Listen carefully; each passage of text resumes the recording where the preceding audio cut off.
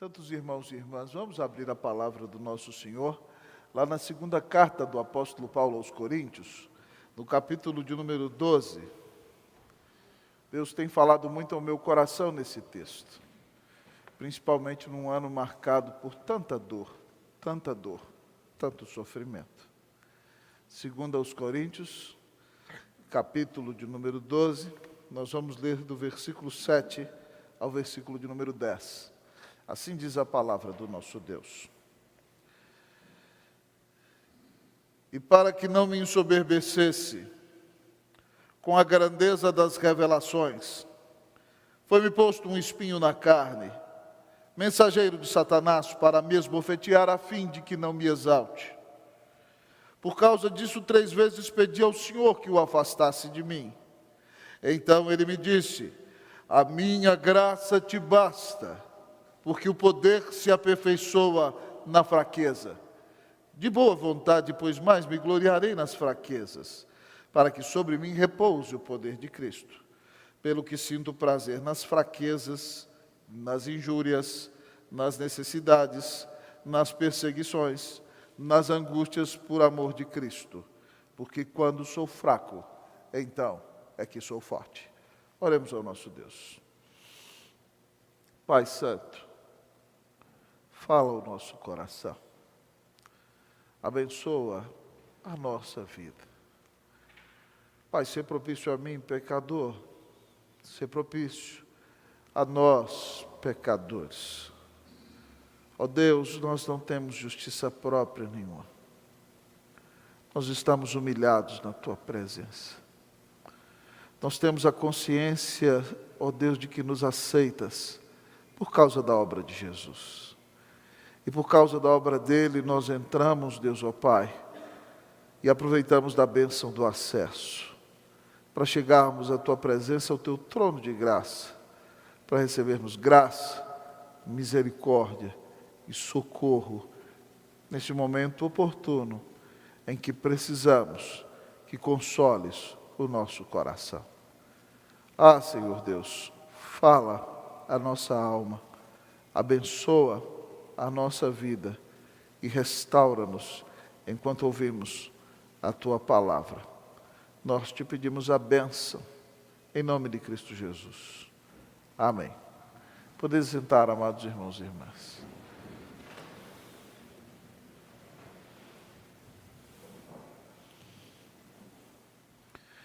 Uma das características inequívocas da vida cristã, santo povo de Deus, é o sofrimento. A Bíblia nos assegura inúmeras vezes que nós que servimos a Cristo passaremos por muito sofrimento. Jesus, no Sermão da Montanha, diz que bem-aventurados nós seríamos quando nos perseguissem e, mentindo, dissessem toda sorte de mal contra nós, porque assim fizeram com os profetas que vieram antes de nós. O apóstolo Paulo, na carta aos Filipenses, diz que Deus nos deu a graça de não somente, Filipenses 1:29, cremos em Cristo, mas de padecermos por Ele. E nos assegura em 2 Timóteo 3:12 que todo aquele que quiser viver piedosamente em Cristo Jesus padecerá perseguição. E pensando nisso, irmãos, eu estava lembrando da história de Jonathan Edwards. Jonathan Edwards é considerado o maior teólogo e o maior filósofo da história dos Estados Unidos da América. Jonathan Edwards, filho de pastor, neto de pastor, foi convertido ao Senhor da sua infância para a sua adolescência. No final da adolescência, tinha inúmeras resoluções de buscar a Deus com todo o seu coração e com toda a sua vida e com todo o seu ser.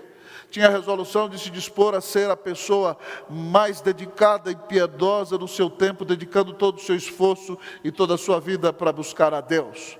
Formou-se, amados irmãos, ainda muito jovem, na Universidade de Yale, tendo adquirido o seu mestrado, pastoreou uma igreja presbiteriana na cidade de Nova York, e depois foi convidado para ser pastor auxiliar do seu avô, Solomon Stoddard, que ficou 60 anos no pastorado da igreja de Northampton, que era a maior igreja dos Estados Unidos, uma igreja congregacional. E Edward chega ali, é pastor auxiliar do seu avô por um tempo, e depois tem que substituí-lo. O seu avô tinha uma personalidade efusiva, e era literalmente o grande líder da Nova Inglaterra. O tio de Jonathan Edwards, que era um dos líderes da igreja, um dos oficiais da igreja, era o governador daquela região. E Edwards assume o pastorado, mesmo sendo um homem mais introspectivo, mas pregando a palavra com muito poder. Ele estudava 13 horas todos os dias. Ele levantava cedo de manhã, comia muito tempo, e comia pouca comida, estudava muito tempo, e se trancava então no seu gabinete, estudava o dia inteiro, e no final da tarde passeava a cavalo com sua esposa e orava. Os sermões de Edwards eram de muito conteúdo. E ainda que ele fosse pastor numa cidade pequena, Deus mandou 2 grandes avivamentos à igreja que ele pastoreava na época em que ele era pastor naquela cidade. E naquela época houve avivamento nos Estados Unidos, e alguns irmãos de linha mais tradicionalista questionavam o avivamento como fanatismo. E Jonathan Edwards escreveu um livro maravilhoso chamado Tratado sobre as Afeições Religiosas. E nesse livro ele argumenta quais são as características do verdadeiro avivamento e defende o avivamento e os seus frutos como uma intervenção de Deus no meio do povo de Deus. Deus o abençoou muito. Mas depois de mais de 20 anos do pastorado da igreja que ele pastoreava, ele enfrentou um conflito, uma grande luta com famílias poderosas daquela região, inclusive lutas com um jovem mais novo que ele, que era seu primo, cujo pai tinha se suicidado num momento de desespero, tomado de convicção de pecado, não conseguiu encontrar a Cristo como seu Salvador. E no meio de uma grande controvérsia religiosa, onde Jonathan Edwards era contrário a dar a ceia, querido amigo e irmão, a pessoas que não eram convertidas, tendo em vista que o seu avô, que foi o pastor anterior da igreja, acreditava que a Santa Ceia deveria ser dada a todas as pessoas, até aqueles filhos dos crentes que não tinham professado a fé, porque o pastor tinha se convertido enquanto ministrava a Santa Ceia. E Jonathan Edwards, pregando contra isso e com mais outros problemas de relacionamento, fizeram uma assembleia na igreja, onde mais de 280 membros votaram pela saída do pastor, e só 23 membros votaram para que ele permanecesse. Num ano de muita aprovação, ele ainda morava na casa pastoral, enquanto a igreja não tinha pastor. E depois ele mudou para o campo missionário, onde ficou 7 anos. E depois de 7 anos, ele foi ser o diretor do colégio de Nova Jersey, a Universidade de Princeton, nos dias de hoje. E chegando ali dentro de poucos meses, foi testar uma vacina contra a varíola, e houve problema com a vacina, e ele caiu enfermo e veio a falecer. Eu fico perplexo, irmãos. Aquela igreja tinha um dos maiores pastores da história da igreja, uma das mentes mais brilhantes da história da humanidade. E ainda assim, aquele pastor passou por tanto sofrimento e tanta angústia, e foi pregar para os índios, e se tornou um missionário, uma bênção nas mãos do Senhor. Eu quero dizer com isso a você, que nenhum de nós está imune ao sofrimento. Independentemente da sua formação, da sua capacidade, do saldo da sua conta bancária, do lugar onde você mora, todos nós somos passíveis de enfrentar grande sofrimento. E aqui neste texto, santos irmãos e irmãs, nós encontramos o apóstolo Paulo. Esse homem sofreu bastante. Ele escreve essa segunda carta aos Coríntios, no ano 56 depois de Cristo. Ele escreve da Macedônia. Deus usou Paulo para plantar a igreja de Corinto, e centenas de pessoas foram convertidas com o seu ministério ali. Mas a igreja de Corinto é uma igreja complicada, uma igreja difícil. E mesmo depois de Paulo ter sido seu plantador, um apóstolo, eles questionam a Paulo. Essa é a penúltima carta que Paulo escreve. Depois desta carta, ele só escreveu 2 Timóteo. E aqui, queridos irmãos e irmãs, ele escreve esta carta aos Coríntios para defender o seu apostolado. Porque eles estavam dizendo que Paulo era muito fraquinho. Era isso que eles diziam, que a presença de Paulo não era impactante. Provavelmente Paulo tinha uma grande enfermidade nos olhos, irmãos. E eles diziam, não, ele não é brilhante. Ele não é um grande orador, um grande pregador, como Apolo, que esteve entre nós e pregava eloquentemente. Não, ele é fraquinho. E além disso, estavam dizendo que a mensagem dele é incompleta. E ele é o apóstolo que mais foi usado por nosso Senhor Jesus Cristo. E ele escreve essa carta para defender o seu apostolado, para mostrar para eles que ele é o pai, o plantador, o pastor daquela igreja. Deus usou para que ele plantasse aquela igreja, e que eles não deveriam valorizar outros mestres em detrimento dele. E ele vai dando então credenciais e características do seu apostolado para mostrar aos coríntios que ele era um apóstolo de Jesus. E ele chega ao clímax dizendo aos coríntios que eles o constrangeram a fazer isso, contando o seguinte: conheço um homem em Cristo que há 14 anos atrás foi arrebatado até o terceiro céu. Não sei se no corpo ou fora do corpo, mas aquele homem viu coisas inefáveis que não é lícito ao homem referir. Paulo está dizendo que Cristo o abençoava tanto, que o arrebatou ao céu, e ele viu o que há no céu e não podia descrever, mas contemplou as bênçãos que nós receberíamos. Mas depois de tudo isso, depois de chegar nos altos picos da glória, Paulo é quebrado, é massacrado, é humilhado por meio do sofrimento. Esse ano, irmãos, tem sido para nós um ano de grande sofrimento. Esse ano, nós perdemos familiares. Esse ano, muitos dos nossos amigos morreram. Essa semana, nós perdemos um amigo querido, o reverendo George Carneiras. No seminário, foi meu professor mais chegado e um dos 3 que mais me influenciou. Foi pastor da Rosângela, do João Galo, da Letícia, muito amado do nosso coração. Que ano sofrido nós temos enfrentado.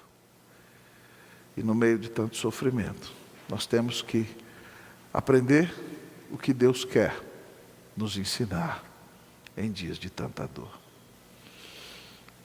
O texto nos apresenta o tempo do sofrimento.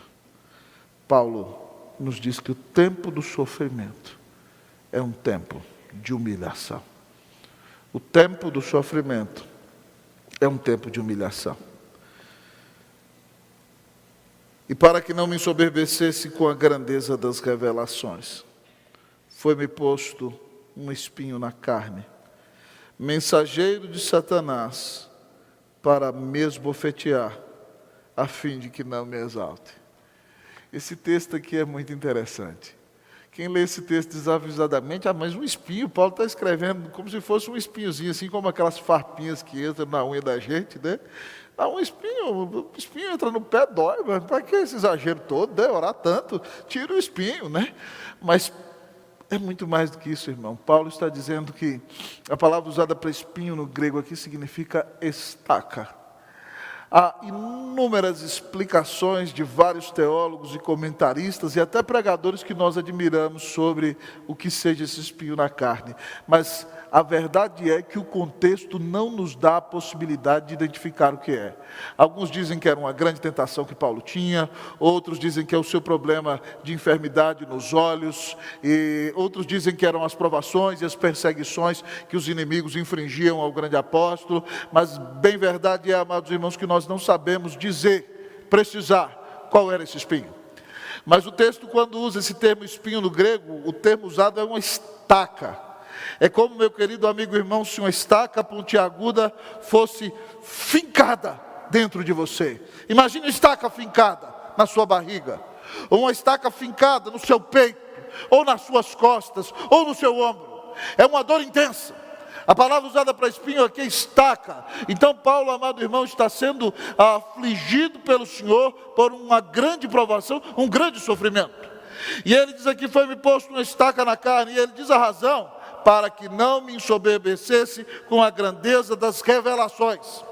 Foi-me posta uma estaca na carne. E aí ele diz aqui o seguinte: mensageiro de Satanás, para me esbofetear, a fim de que não me exalte. Ué, pastor, Paulo não é um apóstolo do Senhor, ele não foi arrebatado até o terceiro céu, como é que Deus permite que Satanás o ataque? Meu querido amigo e irmão Martinho Lutero diz que Satanás é o cachorro na corrente de Deus. Então quando Deus diz para Satanás, pega a Rex, ele sai latindo. Mas quando o Senhor diz, deita a Rex, ele sai latindo. Deus pode muito bem usar o diabo, inclusive para disciplinar os servos dele. E Paulo está dizendo que aquela estaca era um mensageiro de Satanás. E ele usa a expressão aqui para me esbofetear. Quando você acha que quer esbofetear, você fala aqui, ó, pá, pá, pá, pá, pá. Você acha que o diabo levantava? Paulo, bom dia, pá, pá, pá, pá, pá, pá. Na hora do almoço, Paulo, pá, pá, pá, pá, pá, pá. Vai deitar, Paulo, pá, pá, pá, pá, pá, pá. Mas a palavra usada para grego, no grego não é esbofetear, é esmurrar. É espancar, literalmente. Então Paulo, era como se ele, Satanás falasse, bom dia Paulo, começou a dose de hoje, pum, na cara de Paulo. E Paulo apanhava, nós não sabemos o que é.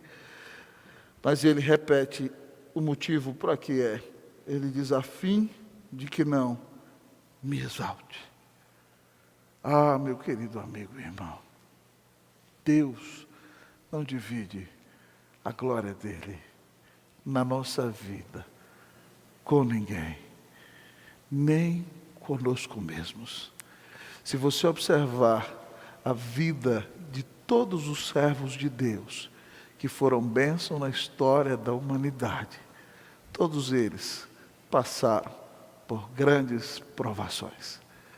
Nós estamos nos dias da Reforma e nós falamos de como João Calvino foi usado pelo Senhor. Ah, meus irmãos, nenhum de nós gostaria de passar pelas privações e provações que Calvino passava. Calvino tinha sérias cólicas renais. Calvino tinha dores na coluna. Calvino tinha uma enxaqueca constante que o deixava prostrado de cama. Calvino conta que era atormentado até pelas hemorroidas. Era perseguido na cidade em que pastoreava, onde deixou um grande legado. Quando pessoas se rebelavam contra ele, davam o nome dos seus cachorros de Calvino. E Calvino ia passando na rua e eles falavam, Calvino, Calvino, Calvino. E ele olhava para trás dos cachorrinhos.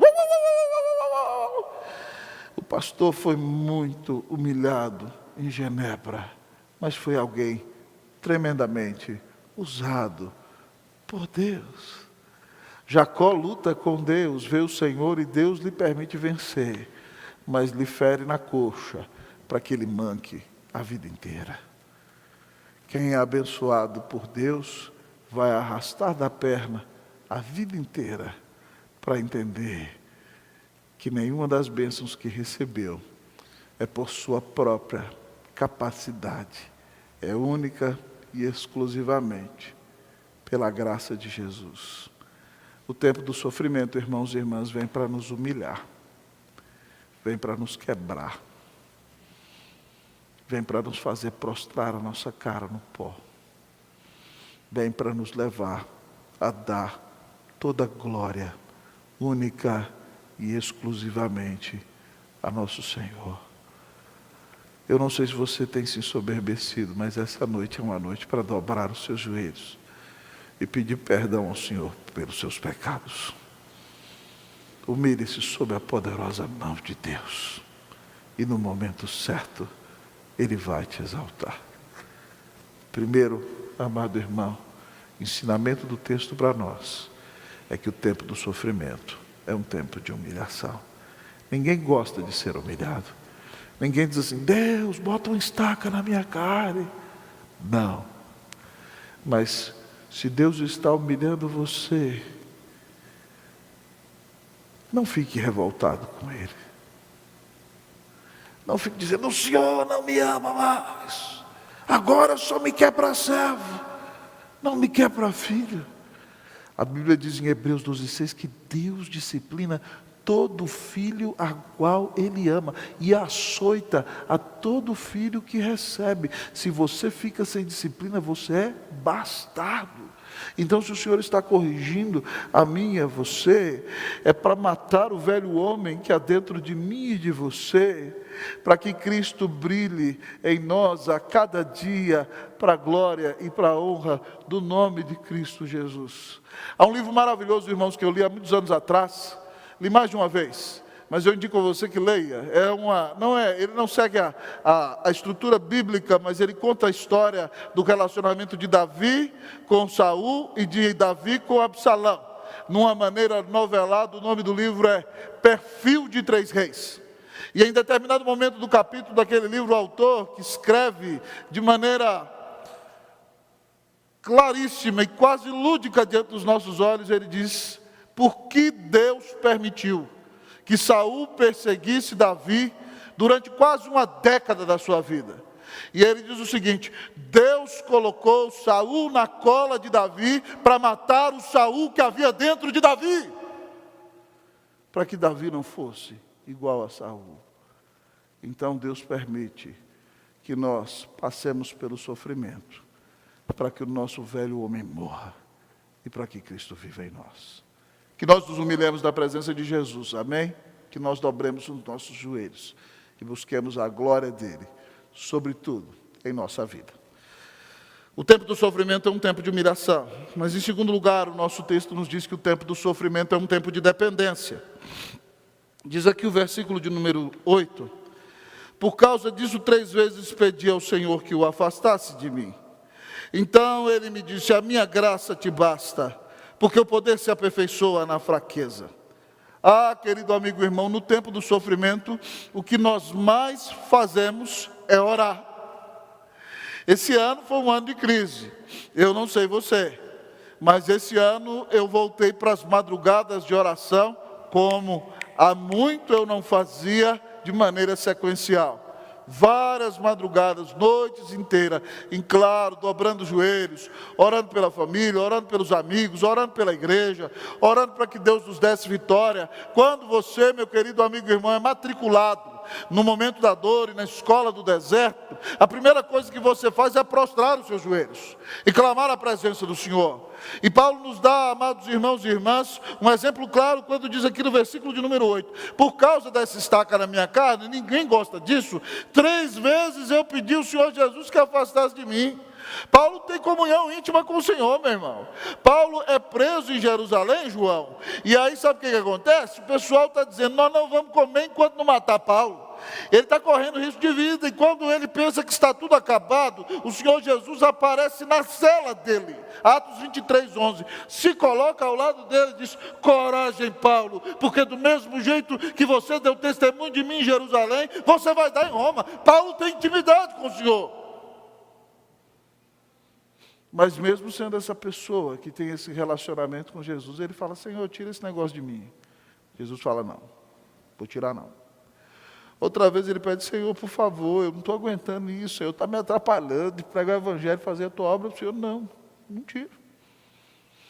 E ele mais uma vez: Senhor, está doendo demais esse negócio, Senhor, tira isso de mim. Jesus fala: não, Paulo, e para de falar isso agora, porque a minha graça te basta.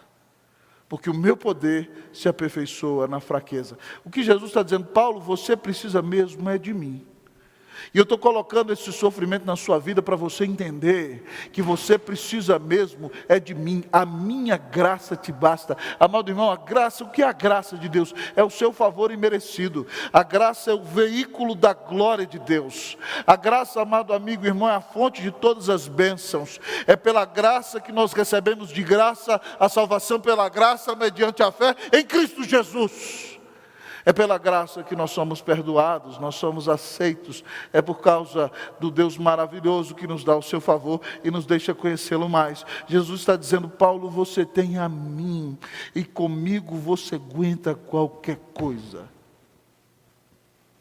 Comigo você aguenta qualquer coisa. A minha graça te basta. Eu sou suficiente para você. Você precisa de mim. O que Jesus está dizendo Quem não tem Jesus, ainda que tenha tudo, não tem nada. Quem tem Jesus, ainda que não tenha nada, tem tudo. Quem não tem Jesus, ainda que tenha tudo, não tem nada.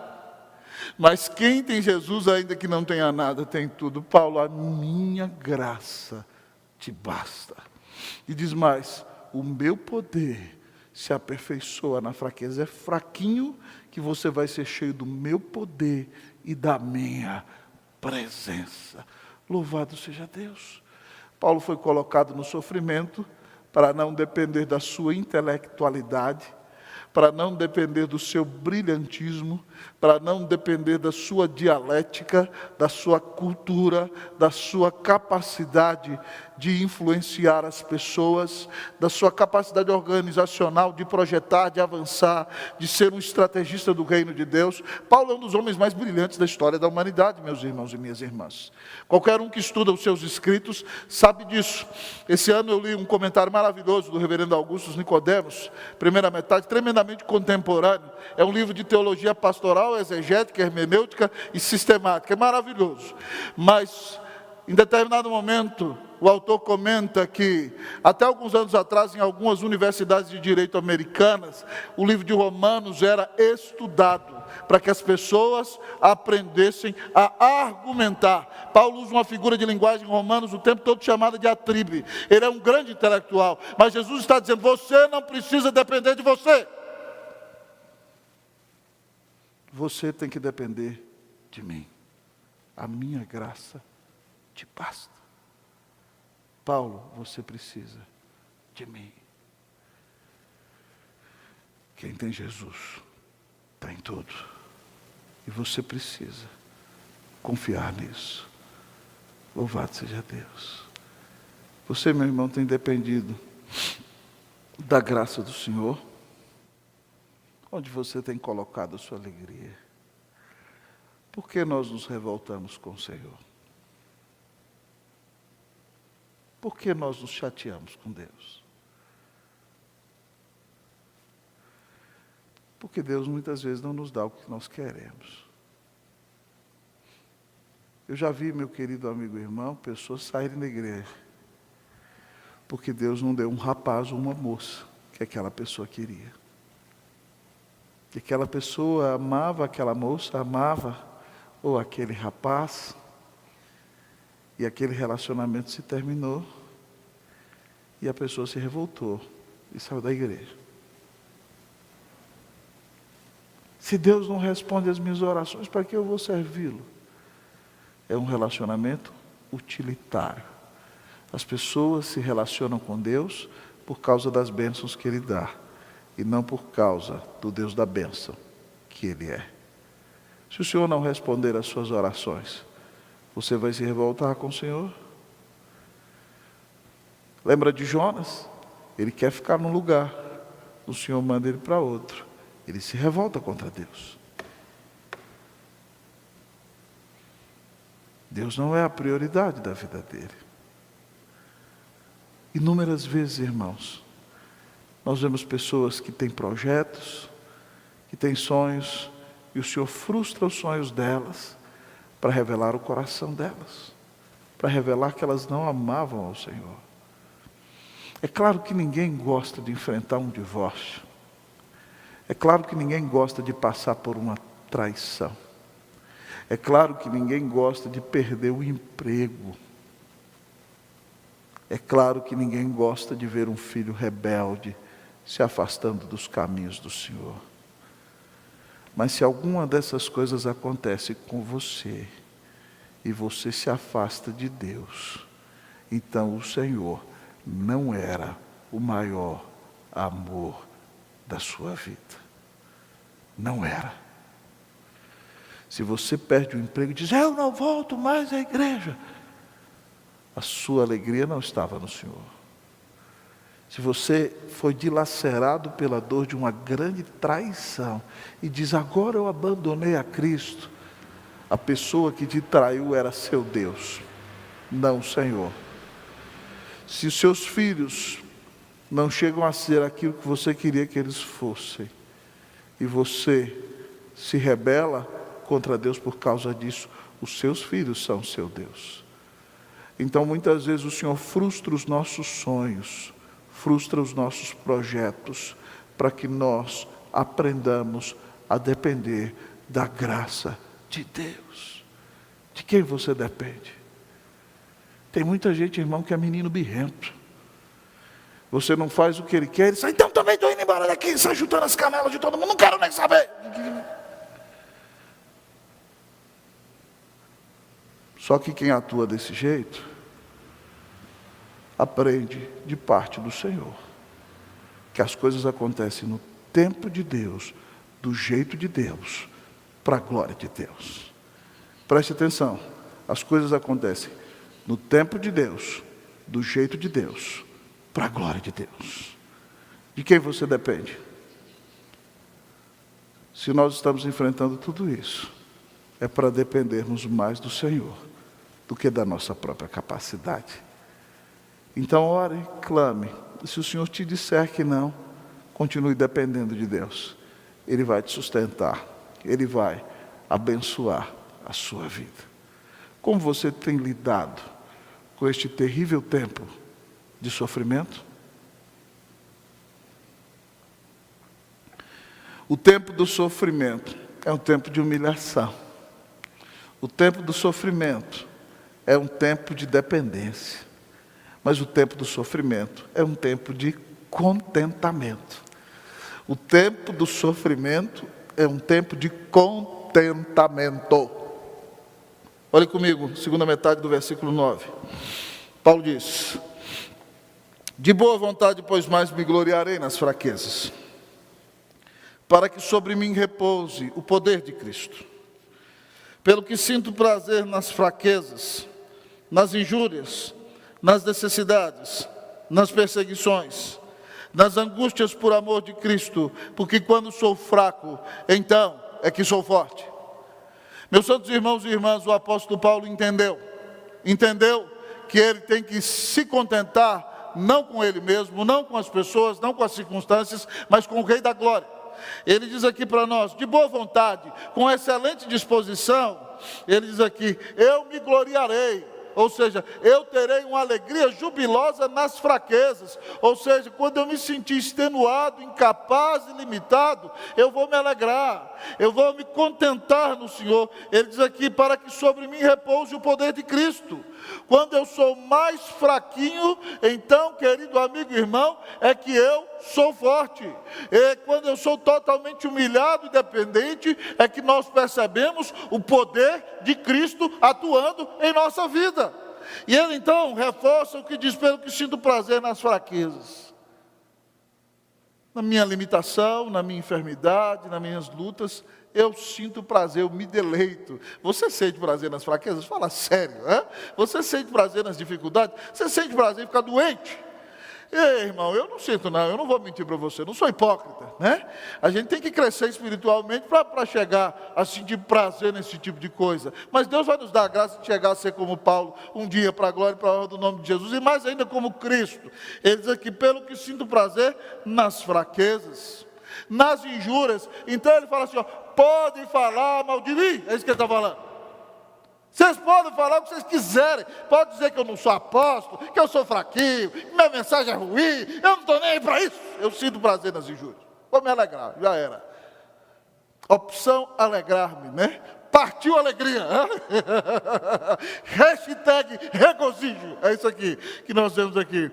Sinto prazer nas necessidades. Paulo passou muita dificuldade, mas Deus o sustentou.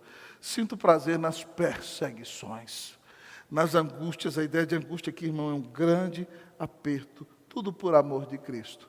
E ele explica por que é visitado com tanto contentamento. Porque quando eu sou fraquinho, então é que eu sou forte.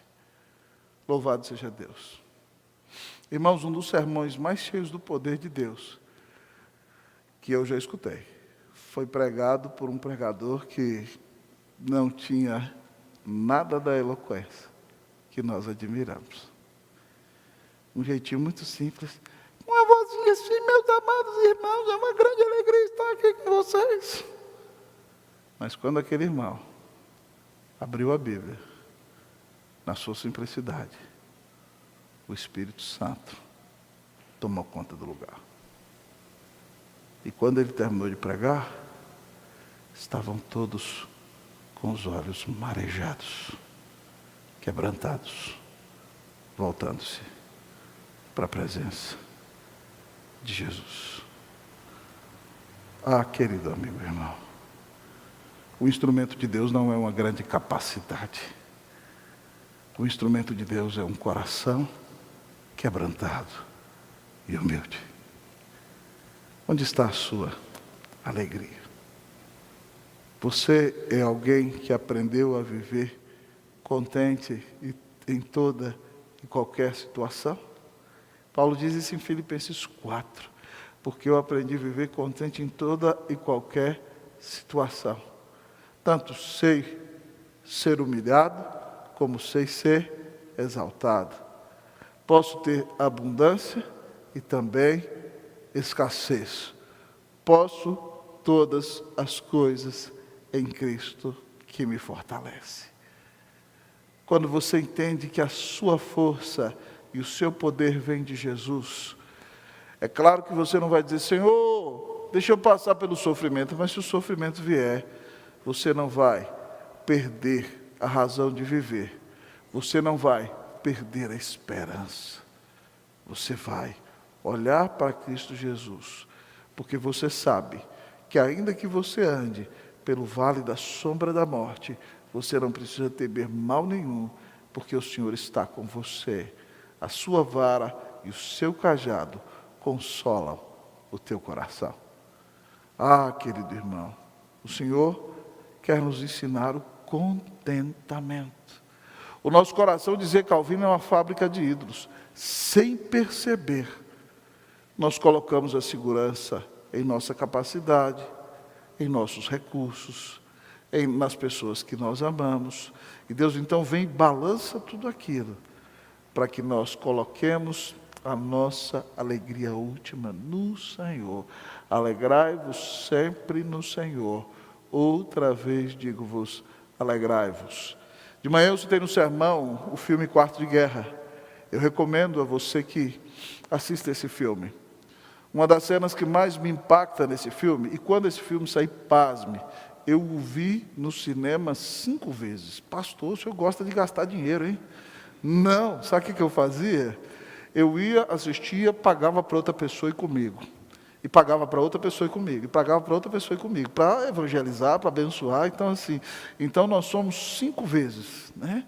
Para impactar as pessoas, para despertá-las para fazer a obra de Deus. E uma das cenas que mais me impressiona é no momento em que o esposo da Liz Jordan, que era um grande atleta, que quase a traiu, que vivia brigando com ela, um homem que colocava sua esperança no seu dinheiro, que enganou a sua empresa, ficou com parte dos produtos e veio enriquecer, e de repente então, ele vivia brigando com ela e ela se acalmou, e ele chegou em casa, despedido, ele entrou no closet dela, e viu as suas orações coladas na parede, e no dia em que ele foi jantar com outra mulher, ela orou por ele e falou, Deus, disciplina ele. Quando a mulher convidou ele para ir para casa, ele passou mal, meus irmãos e minhas irmãs. E foi para o banheiro vomitar. Ele não conseguiu nem trair a mulher, porque ela estava em oração. E aí então, de repente, ele chega em casa e começa a ler as orações dela.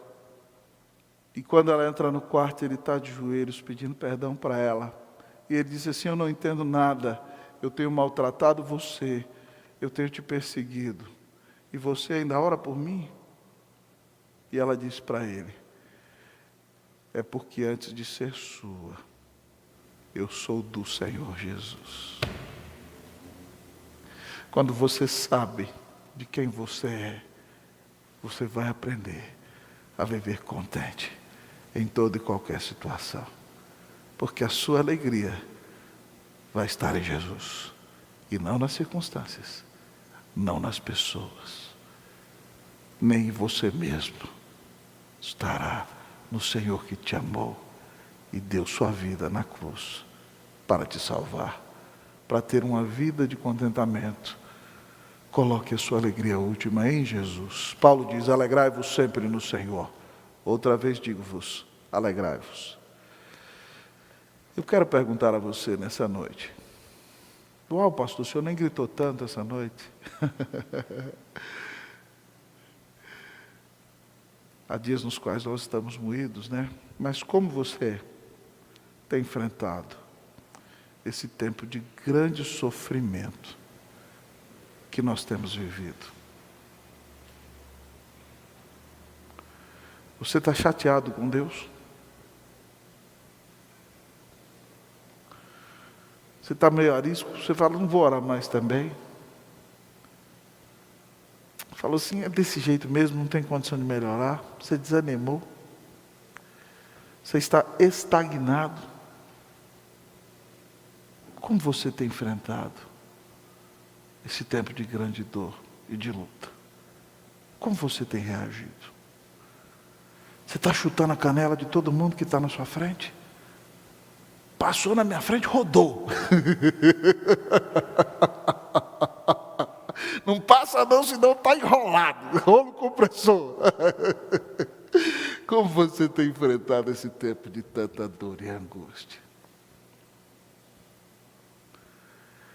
O autor de Hebreus, na conclusão, digo isso a você, 12:3, diz assim: considerai aquele que sofreu tamanha oposição de pecadores, para que não vos desmaieis em vossa alma.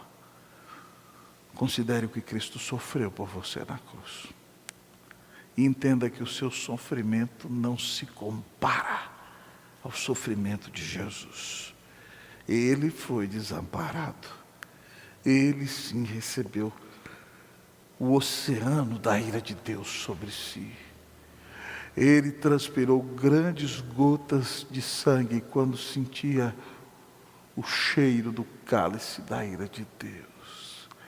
Ele gritou: Eli, Eli, lama sabachthani. Deus meu, por que me abandonaste? E com seus ossos esmagados pelo peso da ira de Deus, com todo o cansaço, depois de 3 horas na cruz, ele grita: está consumado, e dá um brado e se entrega para que eu e você não fôssemos lançados no inferno. Cristo Jesus sofreu grande ira na cruz para nos dar a bênção da salvação. Nesse momento de tanta dor, medite no grande amor que o Senhor tem por você. E entenda que nada pode se comparar ao amor que Jesus tem por você. Lembre-se de quem você é. Lembre-se de que você é amado. Lembre-se de que você é perdoado. Lembre-se de que você é escolhido. Lembre-se de que você é salvo pela graça. Satanás é sujo, vai tentar colocar no seu ouvido: olha aí, ó, Deus te ama e está permitindo você passar por isso. Você é filho de Deus, está passando por essa angústia, nada dá certo para você, tudo dá errado, todos os seus projetos fracassaram, você tem que acabar com essa vida sua logo, o que é isso? E aí você fica que nem aquele personagem do desenho, aquela hiena: ó vida, ó tristeza, ó azar. Se o capeta vier falar para você qualquer besteira, e se você estiver caindo, você fala assim, como diz a moçada, vaza. Eu sou amado. Cristo morreu por mim. Eu custei o preço mais caro do universo. Das mãos de Jesus, ninguém me tira. Pare de dar ouvidos para o seu coração pecaminoso. Pare de dar ouvidos para o inferno. Você custou o preço mais caro do universo. O Senhor te ama. Ele comprou você com sua vida na cruz. E, portanto, das mãos dele, nunca ninguém poderá tirar você. Preste atenção, das mãos de Jesus, ninguém te arrebata. Então, creia nele, confie nele. Descanse nele. Ele está no controle de todas as coisas. E ele diz que todas as coisas cooperam para o bem daqueles que amam a Deus. O tempo é de sofrimento, mas é tempo de humilhação, é tempo de dependência, é tempo de se alegrar em Cristo Jesus. Que o Senhor te fortaleça, que o Senhor te incentive na vida de oração, que o Senhor te dê a bênção de se alegrar nele cada dia da sua vida. Em nome de Cristo Jesus. Amém.